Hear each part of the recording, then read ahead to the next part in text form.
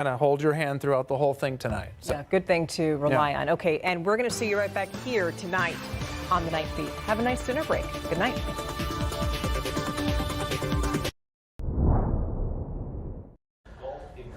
We're still on track for storms later tonight. After football games, after the bands unload their equipment, all of that. It's mainly going to be closer to midnight for the onset of the storms. That's when chances jump up to 70%. Primary threats from tonight through sunrise tomorrow morning: street flooding and a moderate risk of wind gusts up to 60 miles per hour and localized hail. We can't rule out some large localized hail. Here's the latest Futurecast high-resolution model. Has the action in the hill country 9-10 p.m. and then it gradually moves towards San Antonio midnight to 1 a.m. But keep in mind, experience tells us that these systems, once they develop, they often accelerate their timeline a little bit. So I'm telling people, don't be surprised if between 10 and 11 p.m. we do get the leading edge moving closer to San Antonio. But it's going to be off and on through the night. So if you, your kids, or your dogs or pets are spooked by thunder and lightning, plan for that overnight tonight and all the way through sunrise tomorrow. Then we get a break from the storms midday Saturday, but redevelopment likely Saturday afternoon and evening. However, it's not going to be as widespread as what we have tonight, but it could still be severe with large hail and strong winds. It's just not going to be, the showers and storms won't be as numerous. 85 tomorrow, Sunday, sunny, dry, low humidity at 90 degrees. We're 93 on Monday, then a cold front hits starting.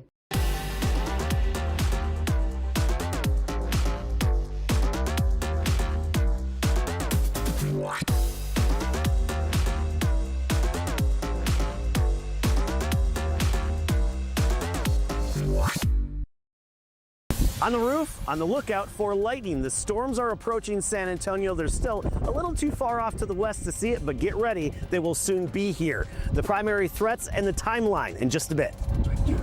And as we speak right now, crews are downtown helping to stabilize weakened scaffolding around a building. And we're going to take you there live. Live from KSAT 12, the Nightbeat starts right now. And we thank you for joining us. Good evening. I'm Ernie Zuniga. And I'm Stefania Jimenez. All right, so we start with the crews working into the night tonight to investigate weak scaffolding surrounding a building in downtown San Antonio. You know, the crews have closed some streets in that area. Yeah, the night team Zaria Oates has been at the scene since about 4 o'clock this afternoon as crews are working on that building. So, Zaria, what has happened since we last saw you in the 6 o'clock hour? Hey guys, yeah, crews have been in and out of this area for hours, monitoring the outside of that scaffolding and then also going up on every side of this building, kind of scaling the sides of the buildings. We do know that there have been no injuries at the scene. Take a look at what crews have been working on all throughout the day. Crews scale the side of this downtown San Antonio building. It's a building under EBCO General Contractors Ltd, set to be an up-and-coming hotel at the corner of East Commerce and Main. According to signage on the building, the framework belongs to MDM Scaffolding Services. It's now under evaluation after a portion of it fell Friday afternoon. They got a report of a scaffolding that looked like it was about to collapse. Sure enough, there is a weakened scaffolding up there. Crews got here, first order of business, make sure everybody's safe. So we cleared the sidewalks and the streets, then worked our way out to the buildings nearby, that sort of thing, make sure everybody's safe in the area. For hours, crews examined the building from the ground level and from several feet in the air. Tourists and San Antonians downtown to kick off the weekend watched from a distance. Others much closer, trying to figure out what's going on. I wasn't even aware. Well, I'm staying at the Hampton Inn right across the street here, and I've noticed several police and stuff blocking off the streets. Now that I'm seeing what's going on, it's scary. I have a feeling it'll fall away from my hotel, but you never know. First responders and construction crews are in the area to manage anything that could come from the scaffolding issues. They evacuated the buildings they felt were necessary based on the condition of the building. The lower supports at the lower part of the scaffolding have actually buckled, and so it just kind of lost some support. It hasn't really collapsed, but thankfully somebody saw it and called it in. Yeah, they seem to be pretty on the ball here in San Antonio. It does make me worried because in Austin there has been a lot of recent activity of glass falling from buildings that are being constructed and injuring people. And so, yeah, I want to go now. We're still out here. You can see a little bit just behind me, some activity still going on here. San Antonio Fire Department estimates this road here on East Commerce between Soledad and Flores will be closed for about 16 hours, and that's not even including if that scaffolding does fall or has to come down. We will continue to monitor this, and so will those first responders here on the street. They plan to be here through the night and as long as they have to redirect traffic in this area. Live downtown, I'm Zaria Oates, KSAT 12 News.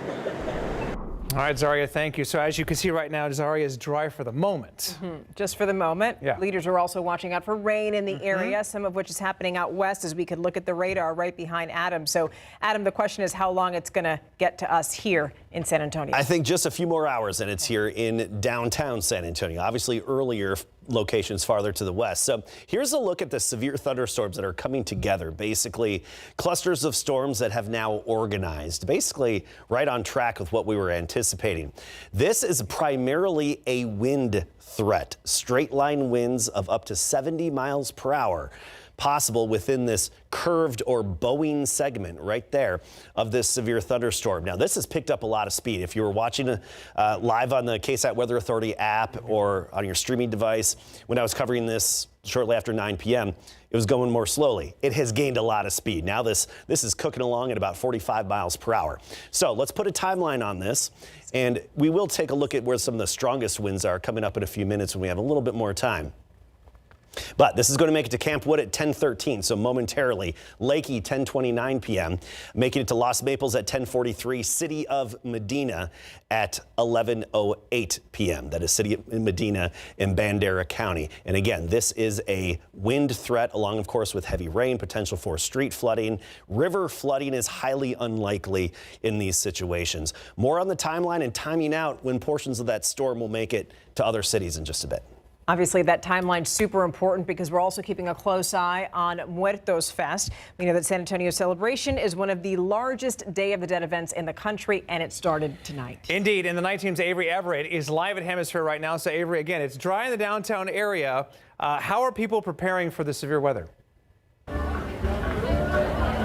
Yeah, we've only felt a few sprinkles so far, but people here are really hoping the heavy rain downtown holds off until 11 o'clock. That's when Muertos Fest ends tonight. Hopefully that will give people some time to get to their cars or even get home. But preparations have still happened because of everything that's being predicted. I mean, take a look. Some of the displays are already taped up and tarped up, and people who have made ofrendas to honor their loved ones say they're doing the same.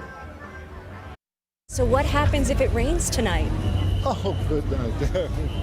We're prepared. We're going to put everything under tarps, bring it down, secure, and hope for the best. There's just so much beautiful art out here that I would hate for it to get messed up, but then also I don't want the people to have to work too hard and set it all back up tomorrow. But the art is amazing out here tonight. What does tonight mean to you? It's just a representation of our family and friends that have passed on and remembering everybody. Clearly you're not worried about the rain tonight with the face paint going on. I am not. I took a chance and the gods are looking out upon us. I mean, a full face of rain when rain is expected, or a full face of paint when the rain is expected, geez. But I wanted to talk about traffic because we've been talking about it all week with everything that's happening downtown this weekend. It took us about 30 minutes to get from only a mile away just about an hour ago, and that was before the rain has even started. So if you are coming to this area or if you are already here, expect delays, keep an eye on the radar, and stay safe. Reporting live, I'm Avery Everett, KSAT 12 News. All right, Avery, thank you very much. Well, ahead of the severe weather this weekend, KSAT spoke to the Texas Department of Emergency Management to see what plans they've put in place ahead of time. Governor Abbott has activated state emergency resources, including vehicles, boat squads, and helicopters for rescue missions if needed. The bottom line here is this. We have meteorologists and responders working around the clock to make sure that Texans stay safe this weekend, and we need Texans to do their part as well. It takes a village. So also a good time to remind you to be extra careful while you're out there driving because the storms are expected to hit overnight. So finalize family emergency plans and always, always, always follow instructions from authorities. Very good advice. All right. Well, the nonprofit that manages The Alamo has a brand new CEO. Hope Andrade will now lead the Alamo Trust. We know that Andrade, if that name sounds familiar, it's because she used to be Texas's Secretary of State under former Governor Rick Perry, and she succeeds Kate Rogers, who resigned after controversy. Lieutenant Governor Dan Patrick wanted her to step down from the Alamo Trust. He said that her views aren't compatible with the history of the Texas Shrine. Andrade begins her CEO duties right away. All right, we're still ahead on the Nightbeat. It is week 9 of our big game coverage. We're going to let you know about all the area football games happening tonight. Plenty of them. Plus, we are still tracking storms moving into San Antonio overnight. Our Adam Caskey is going to have a full forecast for you coming up in just a few minutes. All right, we are back now with a traffic alert for you tonight. If you are driving overnight on the northeast side, you can expect 2 closures on I-35 due to utility work.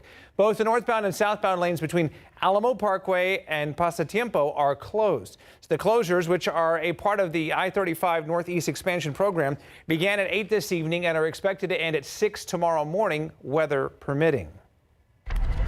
Halloween is next weekend, but here's the thing. You don't have to wait until then to party. Sir Paul McCartney is playing at the Alamo Dome tomorrow. And here's the thing. Tickets still available. I checked about 45 minutes ago, and the cheapest ones are going for $71.35. I wanted to get you the exact dollar amount. Okay. Well, Muertos Fest, as we mentioned, is underway this weekend. It is one of the largest festivals in the country, and it's happening right here in San Antonio. If you cannot go, you can still be part of the tradition without leaving your home. KSAT will air a special rebroadcast of the event next Wednesday night, so you can join myself, Sarah Acosta, and SA Live's Jen Tobias Strusky on October 29th at 8 p.m. That's next Wednesday. You can also go to KSAT.com to read everything you need to know before you head out to Muertos Fest. Speaking of heading out to Muertos Fest, you don't have to worry about parking when you get there, because VIA is offering park and ride services at the locations that you see on your screen from 3 to 9 p.m. tomorrow. Return trips, those go all the way through midnight. Anybody who rides the bus tomorrow can do it for free. This is in honor of Make a Difference Day. By the way, bus fares, they resume on Sunday. Only 2 locations will be offering park and ride services on Sunday. The park and ride fare is $260 for a round trip, but it's actually cheaper for students and military members. And trips to events will run from noon to 7, and return trips will run through 11. But wait, there's more to do over the weekend. Right now on KSAT.com, we have your weekly roundup of things to do. This time, the list includes a Lebanese food festival, family fishing day at Joski Pavilion, the Seguin Pecan Festival, and even a Spurs game. There's the home opener this weekend. That's right. There's so much going on. I mean, the list goes on and on and on. I mean, right now, 76 degrees. The whole point is that right now we're looking west of us to see some rain activity, and eventually it's going to come this way, Adam. Yeah, it's a pretty good vantage point looking west. I moved the camera so we can look off to the west where these storms are. Still not seeing any flashes of lightning, at least from that vantage point. But you see the thunderstorms west of San Antonio. Let's go to the motion over the past hour. They've organized a bit and come together. A few clusters farther north in the hill country now starting to join in on this line and this Boeing segment that's pushing to the south and east. We could have some wind gusts of 60 to 70 miles per hour within this Boeing segment of the thunderstorm. And that's headed to the east at now about 45 miles per hour. So it is cooking along. So let's give it a timeline here for several areas. So Kerrville momentarily. Let's talk about Bernie. Those of you in and around Bernie can anticipate the onset at 11:34 p.m. Okay, that's Bernie. How about, let's say, Medina Lake on the west side of the lake there, 11:30 p.m. How about west side of San Antonio, Alamo Ranch, about that part of the storm, making it to Alamo Ranch at 11:49 p.m. And then downtown San Antonio, we still are anticipating about midnight for downtown, give or take a bit. How about Divine?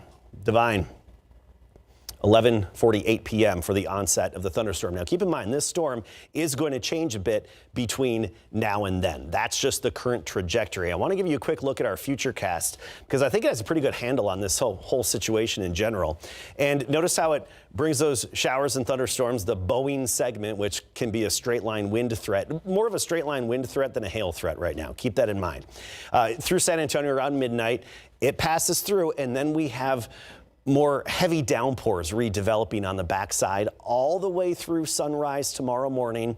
And I think now even lingering past sunrise, some pockets of heavy rain. So intermittent downpours, lightning and thunder overnight tonight and through the early morning tomorrow. We get about a late morning, midday break in the action before more redevelopment out there. And the redevelopment tomorrow afternoon could very well be strong to severe with localized hail and high straight line wind gusts. Notice that Futurecast popping them up kind of scattered across our area. So the showers not as numerous as what we have out there right now. And right now it's just moving into Kerrville, Lakey, Concan. You're going to have it shortly. But I also want to talk about the rest of the weekend. So tomorrow we have that midday break and then some more scattered activity. Sunday, nothing but sunshine. Low humidity right near 90 for the high temperature.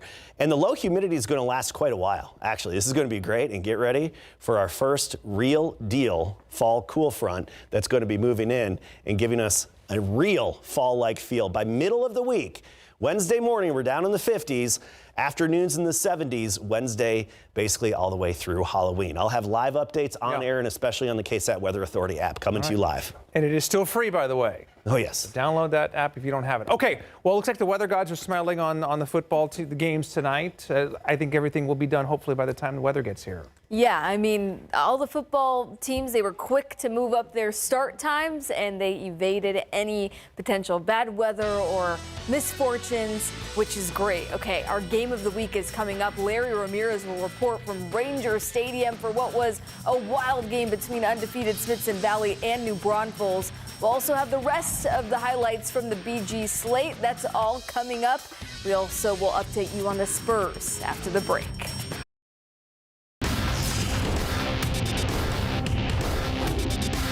Hi, we're the Smithson Valley Cheerleaders, and you're watching big game coverage on KSAT 12. Go Rangers! There it is, our Week 9 Game of the Week matchup. Smithson Valley enters the day the last remaining undefeated team in District 13 5A D1 hosting New Braunfels tonight. Now let's send it to Sports Director Larry Ramirez with a recap of the action. Yeah, thank you very much, Mary. What a great district battle we had here tonight at Ranger Stadium between the Smithson Valley Rangers and the New Braunfels Unicorns, two of the top 5A teams in the area. This was one fantastic ball game. Let's get to those highlights. So here's the Unicorns breaking through their banner ahead of this District 13 5A1 contest. And here's the Rangers charging the field and looking to protect their house. First quarter, Unicorns ball, third offensive snap, quarterback Levi Gola throws, and the pass is picked off by Liam McGee, and he's taking that ball all the way back to the 5-yard line, just short. But 2 plays later, Caleb Pigler scores the 3-yard touchdown, and the Rangers lead 7-0. Later in the first quarter, Unicorns ball again. Brock Stewart takes the handoff. He gets hit by Phillip Smith, causing a fumble, and it's recovered by the Rangers, Liam McGee. And that would lead to this in the second quarter, another 3-yard touchdown run by Caleb Pigler, and it's 14-0 Rangers. Ensuing drive, the Unicorns get on the board. Levi Gola throws to Lyric Lally, and he throws to a wide-open Caden Mills, and that's a 57-yard touchdown as the Unicorns cut the lead in half. But Smithson Valley led 17-7 at halftime, and the Rangers go on to win by a final of 27-14. Just a really hard-fought football game. You know, both teams really getting after it. Nobody could really pull away, and had a hard time making explosive plays. But it's just a grind, like you would expect when there's a couple teams toward the top of the standings, and we made just enough plays to win. We're excited about it. And with the win, the Rangers improved to 7-1 on the season and a perfect 5-0 in district play. Mary, let's send it back to you. The Rangers keep rolling. Thank you, Larry. Now to Gustafson Stadium, where the undefeated Harlan Hawks host 3-4 Taft. First quarter, Harlan's Eldrick Trotter gets the rock to Ivory Graham. Graham with savvy route running. He gets 9 yards before running into a wall of Raiders at the 10. Right after it's Trotter and Graham again, and Harlan takes an early lead, and they roll from there. Harlan is now 8-0 after winning 56-13. Third place Brennan is trying to create some separation in District 28 6A, taking on Stevens. Caden Glass drops back, targets a wide open Jalen Kelly for a 9-yard reception. Kelly fighting for a little extra too. Bears in the red now. Glass throwing to the end zone. Kelly is there, and he reaches to make the catch. He bobbled it, but it's ruled a touchdown right away by the refs, and Brennan did all the damage from there, shutting out Stevens 45-0. 3 and 4 Reagan going up against Churchill tonight. The Rattlers are second in district with 3 wins. To the action, Cody Ragsdale gets Reagan in scoring position, and junior Aiden Fernandez caps off the drive, running it in from 3 yards out. Later, Ragsdale at midfield decides he'll keep it himself. The senior evades a tackler. He jets to the outside, and he makes a diving effort toward the pylon. However, the refs rule him short, so Edwin Bridges finishes the job. Close game in the end. Reagan wins 35-25. Now to Comalander Stadium. Gru's Minions are in attendance for a battle between undefeated Johnson and Lee. The Jags already up big, adding to their lead. Elvis Estrada in the spin cycle cuts through the first level. Estrada spins away from another tackle. Then it takes multiple lead defenders to bring him down. Next play, the junior Estrada tosses a dime to Max Cunningham in the end zone, making it look easy. The final from Comalander, 41-6 Johnson. 7-1 Alamo Heights on the road visiting McCullum tonight. Hot start for the Mules. First quarter, the protection up front is immaculate. Easton Stone has all the time in the world to make a decision, and the junior sees open field. Matt dashes toward the end zone. Heights up 7-0. DK Garza added a rushing TD on the Mules' next possession. Then Cowboys punting. Senior Trip Johnson fields it, and he'll go all the way to the house for a special team score. Mules win 68-7. Over at Alamo Stadium, Edison and Lanier clash. Lanier up 34-7 when junior running back Nicholas Torres breaks loose to the 40, the 30, the 20, the 10. He's finally brought down, but Torres finishes the job on the very next play to extend their leads, and the Vokes win 41-13. And we've got Sizzlin' Bergs at Veterans Stadium as Ingram Moore visits Marion. Both come in undefeated in District 13 3D1. First quarter, after Ingram Moore recovered a fumble, junior Will Sim takes the handoff. Sim turns on the burners, racing to the outside, and the Warriors turn the takeaway into point. 6-0 Ingram Moore. Later, Marion QB Cade Pape lofts up a pass. It's short, and Madden Brooks intercepts it. That led to another Sim touchdown, and it's Ingram Moore victorious in the end, 40-33. 2, 3, and 4 squads, Seguin and Wagner square off at Rutledge Stadium. Opening frame, Seguin 6'7" signal caller Corey Daly throws over the middle to senior wideout Elliott Weaver. He's just stopped just short of the goal line, but it's Daly on the keeper right after for the first touchdown of the game, 7-0 Seguin, and it doesn't take long for Wagner to respond. The toss goes to Houston Sims, and the senior athlete, he finds pay dirt. This one was back and forth. In the end, Seguin wins 42-27. Well, the crowd at Benson 66 Stadium is pumped. Central Catholic hosting New Braunfels Long Creek. Buttons Jr. Riley Harry, he's got speed. He's a tough runner. He gets Central Catholic all the way to the red, and Henry will punch it in. Domination by the Buttons. This one 41-20. All right, we are not done yet. After the break, we hit the road for our weeknight road trip. But first, let's listen to the Lanier High School Band.